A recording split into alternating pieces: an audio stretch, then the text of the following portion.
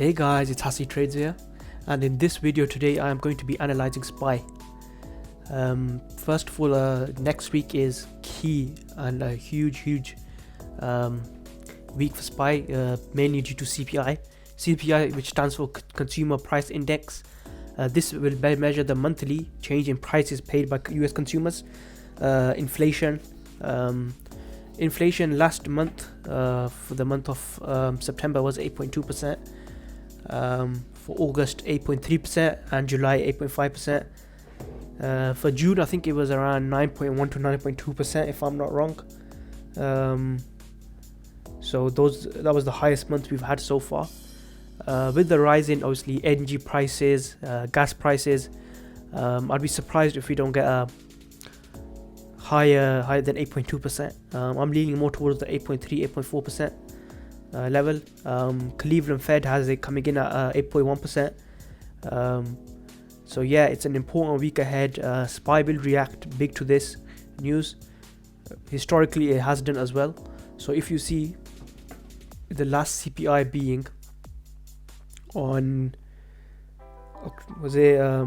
October 13th, we came in at 8.2%. So this is our October level. It didn't have an huge impact on the day. However, the month, because we came in at 8.2%, so we were quite close to the price range. So we stayed in a ranging motion. But the month before, September 13th, we had a huge drop in from SPY, from 415 level all the way down towards this 390 level. Again, a huge drop for such a significant CPI print. Again, on another, the one before that was in August 10th. So let's see that. Let's quickly mark these. This actually went up, with CPI being 8.5% that month. And then we've got another one right here in July, which came in at 9.1%. So just here, and we kind of had that got back down towards this 362 level after this print, before we made another run up towards 430, 432. So yeah, this month will be this next week will be key. I want to know what your predictions are for CPI. Let me know in the comments below what you think and what you believe will happen with SPY. Of course, CPI being one of the most popular measures of inflation and deflation, this is key, just not just in America but globally in other places. But of course, right now it'll be important for in the USA, considering we're having the CPI for that particular country. So it's going to be an important week ahead. I'm hoping we come under the expected price, but it's looking unlikely. I'll be surprised to see it come under, especially with the way the economy is going. I hope it doesn't stay in the same range, because we'll just get another month of stagnant movement. The economy hasn't slowed down, and with the unemployment rates, I'll be shocked to see SPY actually push up. I'm about to be surprised, but it'll be shocking for me. So CPI will be important. So guys, make sure you keep an eye on that this coming week.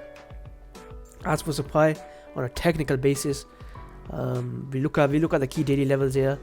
So this level will be huge to SPY. I'll just quickly show you, make it more clear for you guys. And the reason why this level is so, I'll explain to you why this is so significant. Just a minute. So guys, if you look here, last week, it's during September, we rejected off this level. We turned this into support, and then we broke down. We got that retest, and we broke all the way back down to 855. And if you look here, guys, we just had that retest again. So is this a coincidence, or is it just another push into CPI? I'm not sure, but for me, in my opinion, we should test back down towards this 355, 350 level. I could be wrong, of course. I'm not a genius when it comes to the macro environment. I'm still a learner in that sense. But if you look here again, guys, when we try to break this downtrend on the daily, we rejected that area, came back down, we couldn't get a retest, so we couldn't push back up. And yeah, I expect us probably get down, probably just before CPI, see a push towards 380 level before we see a drop back down towards this 361 level. Below that, in my opinion, we go down to 350. So I'll just keep an eye on these levels, watch for rejection about on this 380 level before we get that drop, and maybe could get some puts out for CPI. Of course, it will be risky because no one really knows the true information and what the Fed actually wants to do. Obviously, the Fed knows the numbers. The Fed wants to, the economy does need to, they are trying to slow the economy down more, hence the rise in inflation, which again will help, which again will mean more rise in interest rates, which has been going up month by month. So guys, it will be an important week leading into CPI. I'm hoping for direction because SPY has just been too rangy for me, hence why the volume has been stagnant. So we've just been stuck in this range, in and out of this range. So it's a key week into next week. Personally, I am bearish. I know a lot of other people probably are bearish, but again, that's my opinion on what I believe will happen. So that's just looking at the daily chart. Let's look at the weekly chart quickly and see how this is reacting. Let's look for any trends and patterns forming, historical trends as well. So already you can see this level here is important. So just here, that's that 353 level, 350 level. We have that wick down towards 348. Again, just look at this level here. This is a huge level. As soon as we start to close down, as soon as we close down below the 350 level, I'll instantly get puts for 320. If you're into options, get those puts in. And again, below 320, we're really going back to testing those COVID levels, which hit back down towards 218. So guys, we have an incredible couple of months ahead of us. I'd say a year, a couple of years maybe. But yeah, markets have these cycles. We'll have the bearish cycles, the bullish cycles. Right now, anyone that thinks we're bullish in any way, shape, form, in my opinion, hasn't really got a clue. Not to come off as someone arrogant, but with the way the economy is headed, with the way, forget the economy in America, with the way the global economy is headed, we are more or less likely to see a recession. Of course, with me being from the United Kingdom, England, it's pretty bad here for a lot of people. With the rise in lots of necessities. I'll give you some examples of eggs, bread. So these are just basic items. Obviously, with the gas prices, energy, electricity, you can't even get. A lot of people are struggling to actually get food on their plate. So I wish everyone the best. And if you do, guys, if you do want to like, if you are in a good financial position and you want to help other people out, please do so. Because in this time period, I suggest we all stick together. But yeah, guys, let's moving on to the weekly chart. Again, we rejected a key area on the weekly. Again, this 380 area, and it's also a weekly trend. If you look here, we kind of created a weekly trend line. We had one trend here, which we rejected previously and broke down, and I'm sure we've got another trend just here. So we rejected that trend line. If you can see here, guys, on SPY we rejected. Of course, this is an area of support. On IMO, we are headed down. We expect us to come back down and retest this area. We might bounce. We might come back down to this area and have a bounce back towards 380 and then bang 320s. That is possible. However, guys, if we break down and close this weekly candle below, I'd instantly get puts for 320s.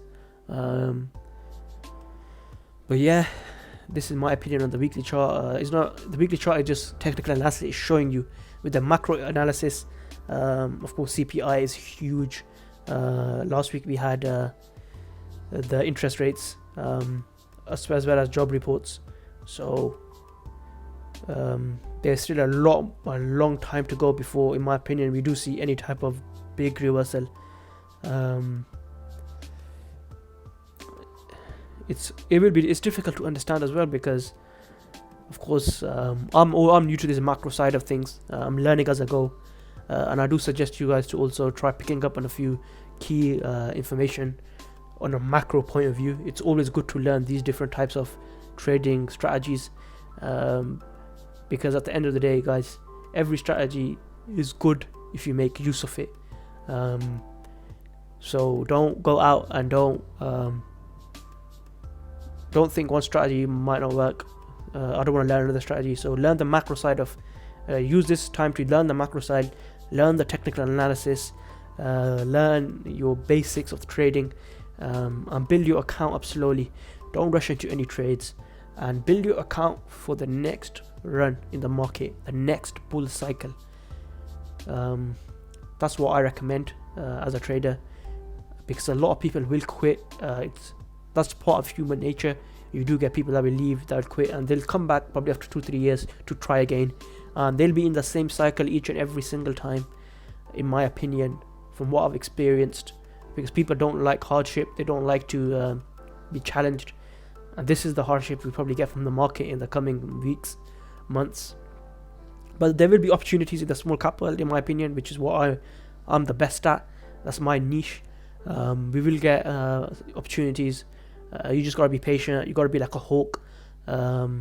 So yeah, I hope you guys enjoyed my analysis on SPY, enjoyed my macro analysis. I'll do more of these videos soon. I'm still getting used to the idea of doing these YouTube videos.